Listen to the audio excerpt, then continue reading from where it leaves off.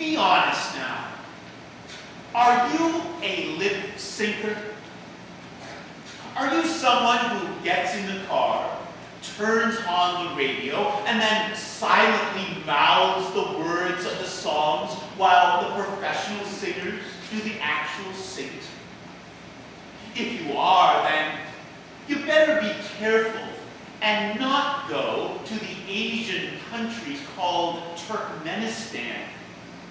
That's because a few years ago, the president of Turkmenistan issued a decree making it illegal to lip sync there.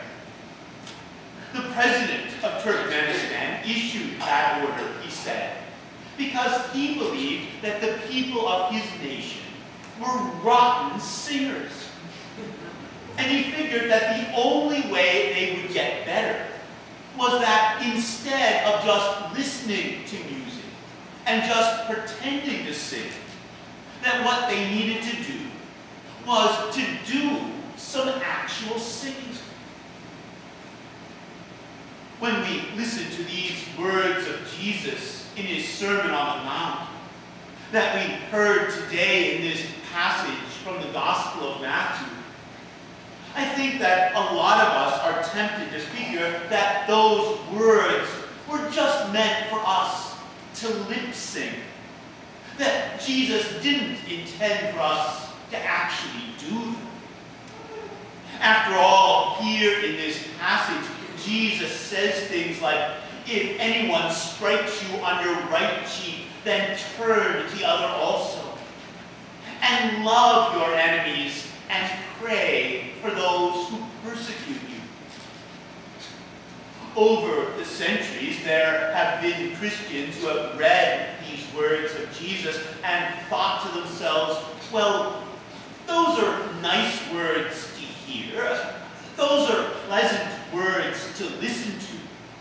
But I can't do those sorts of things. I don't want to do those sorts of things. Surely when Jesus told us to love our neighbors and pray for those who persecute us, he probably just meant that symbolically or metaphorically. He probably just said those things as a kind of goal that we should aspire to. But undoubtedly, Jesus never intended for us to do those things. No, he just probably set the goal so high like that undoubtedly he knew that we would never achieve that, and then we just have to turn to God and ask to be forgiven for falling short. That's probably all that Jesus intended by these words. Over the centuries, that's what many Christians have tried to convince themselves of upon hearing these words of Jesus. But the problem with that interpretation is that when you read through the Gospel of Matthew, you find that Jesus intends for us to do what he says. In fact, when you get to the end of the Sermon on the Mount, Jesus pronounces a blessing on those who hear his words and act on them, while he calls fools and pronounces a curse on those who hear his words and do not act on them. So what is Jesus asking us to do here? Well, he begins by saying, you have heard it said, an eye for an eye and a tooth for a tooth. But I say to you, do not resist an evildoer, but if anyone strikes you on the right cheek, then turn the other also. Since ancient times, the Jewish people had been governed by a legal principle called lex talionis. Lex talionis basically means that if you get into a fight with someone and in the course of that fight they were to knock out one of your eyes or one of your teeth, the remedy for that situation is that you got to inflict the same harm on them, but no more. Although an eye for an eye and a tooth for a tooth might sound rather cruel and barbaric to many of us today. In ancient times, the law's intent was to restrain and contain the amount of violence that took place. Because if that law didn't exist, the fear was that if someone came along and in a fight knocked out one of your teeth, you would then gather up your friends and neighbors and go over and knock out 6 of their teeth in retaliation. And then pretty soon they would gather up their friends and neighbors and come over and knock out 12 of your teeth to retaliate for your retaliation. And then it would just keep on going back and forth like a never-ending feud. And so Jesus here in this law, the idea is to limit the retaliation by saying an eye for an eye and a tooth for a tooth, to limit and contain the amount of back and forth violence that might take place. But then Jesus comes along here and says, well, maybe an eye for an eye and a tooth for a tooth has been the law from ancient days, and maybe to a degree it worked. But I'm telling you that it's not good enough. No, I'm telling you that even if someone strikes you on your right cheek, then turn the other also.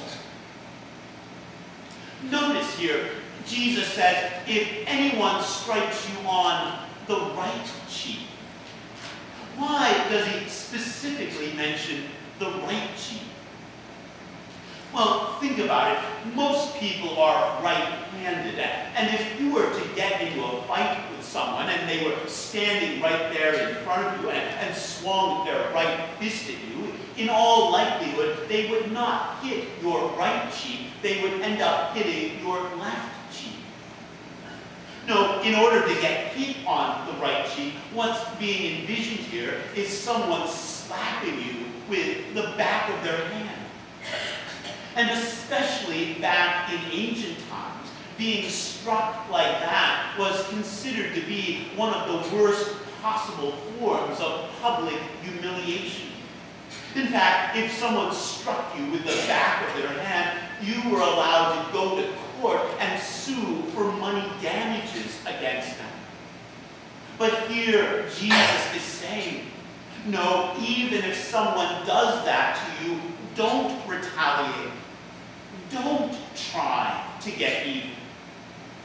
And then Jesus takes things even farther by saying that not only should we not retaliate against our enemies, but that we should love our enemies and pray for them.